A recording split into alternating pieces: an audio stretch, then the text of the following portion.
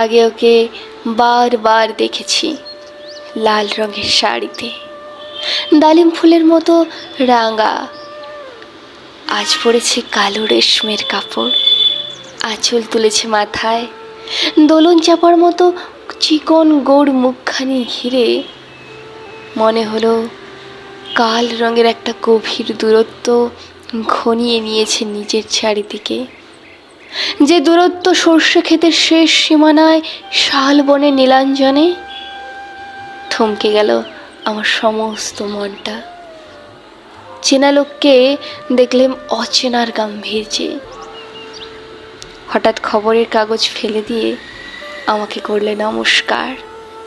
সমাজবিধির পথ গেল খুলে, আলাপ করলেম শুরু। কেমন আছো, কেমন চলছে সংসার ইত্যাদি। সে রইল জানলার বাইরের দিকে চেয়ে, যেন কাছের দিনের ছোঁয়াচ পার হওয়া চাহনিতে। দিলে অত্যন্ত ছোট দুটো একটা জবাব, কোনটা বা দিলেই না, বুঝিয়ে দিলে হাতের অস্থিরতায়। কেন এসব কথা? এর চেয়ে অনেক ভালো চুপ করে থাকা। আমি ছিলাম অন্য বেঞ্চিতে ওর সাথীদের সাথে। এক সময় আঙুল নেড়ে জানালে কাছে আসতে, মনে হলো কম সাহস নয়। বসলুম ওর কাছে এক বেঞ্চিতে। গাড়ির আওয়াজের আড়ালে বললে মৃদু স্বরে, কিছু মনে করো না, সময় কোথায় নষ্ট করবার। আমাকে নামতে হবে পরের স্টেশনে, দূরে যাবে তুমি।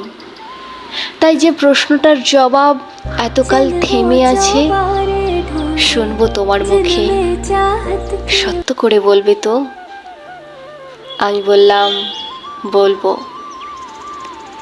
বাইরের আকাশের দিকে তাকিয়েই শুধলো, আমাদের গেছে যেদিন একেবারেই কি গেছে, কিছুই কি নেই বাকি। একটু রইলেম চুপ করে, তারপর বললেন, রাতের সব তারাই আছে দিনের আলোর গভীরে। খটকা লাগলো, কি জানি বানিয়ে বললেম নাকি।